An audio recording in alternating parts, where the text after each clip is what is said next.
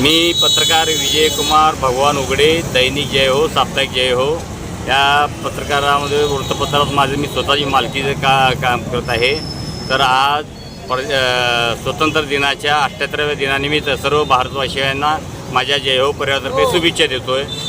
मला आज उपोषणाला बसण्याचं कारण असं आहे की मागील 2012 पासून मी महानगरपालिकेने मला एक 10 बाय 10ची जागा दिली होती फडकुले सभागृहाच्या गेटजवळ।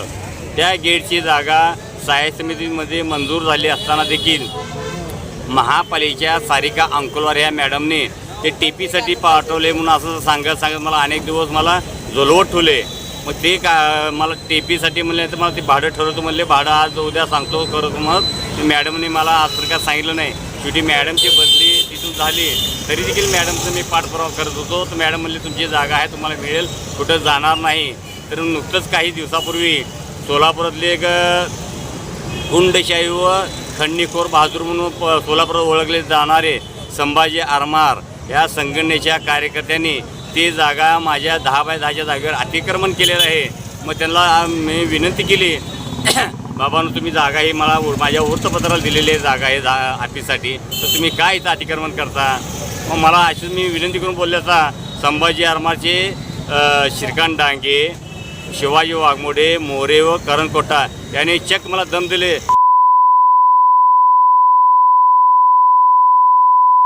असल्यामुळं तुझ्या असल्या जातीला तुला आम्ही इथं सारा देत नाही, कुणाकडे जायचं जा, काय फरक पडत नाही म्हणून ती जागा माझी तिथं मला दमदाटी करून अश्लील भाषा शिवेगळे करून ते जागेवर माझे असलेले अतिक्रमण ते माझे बांबू पात्रे होते ते काढून त्यांनी त्यांच्या पद्धतीने ते भंगारमध्ये विकून खाल्ले। पण त्या जागेवर त्यांनी माझा हक्क असताना देखील त्या जागेवर तिने अतिक्रमण केलेलं आहे। तर अशा केला विचार केला तुझी एक जागा काय रे 10 बाय 10ची आहे, तर माझ्या सोलापूर 40 ते 50 जागा आहेत, माझं कोण काय वाकडं करत नाही, माझं कामच आहे, जा कोणाला सांग। अशा ह्या कृत्य भाषेमध्ये श्रीकांत डांगे, शिवाजी वाघमोडे व त्याच्या सहकार्याने मला दम दिलेला आहे। मग दम दिल्यानंतर मी संबंधित पोलीस आयुक्त, जिल्हाधिकारी व महापालिका आयुक्त मॅडमला प्रत्यक्ष मी 8 ते 10 वेळा भेटलो।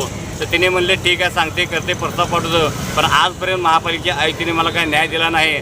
न्याय न दिल्यामुळं मला आज स्वातंत्र्य दिनाच्या प्रजासत्ताक दिनानिमित्त स्वातंत्र्य दिनानिमित्त मला उपोषणाला बसायचं आहे, पाळी येत आहे।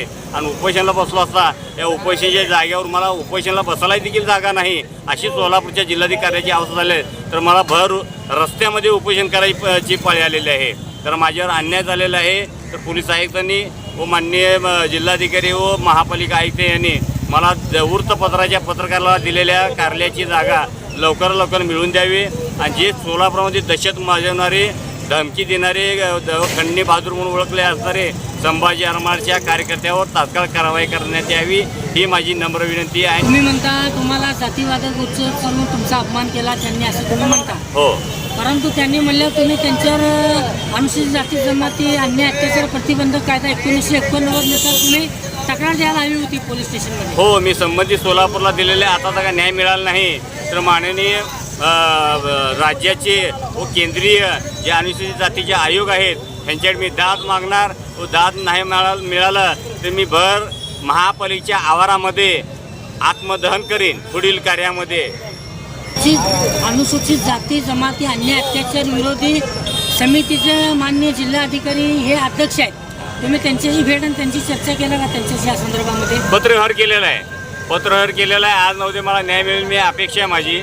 जर का न्याय नाही मिळाला यापुढे मी उग्र आंदोलन करेल, उपोषण बसेल। उघडे माझा आडनाव आहे, आज भर रस्त्यात बसलो उपोषणला। तर यापुढे मी अर्धनग्न पूर्ण उघडीचं आंदोलन करण्यात येईल। तुम्ही तुमचं आडनाव उघडे आहे, तुम्ही अर्धनग्न उघडे आंदोलन तुम्ही जिल्हाधिकारी कार्यालयामध्ये उघडं आंदोलन करणार का तुम्ही?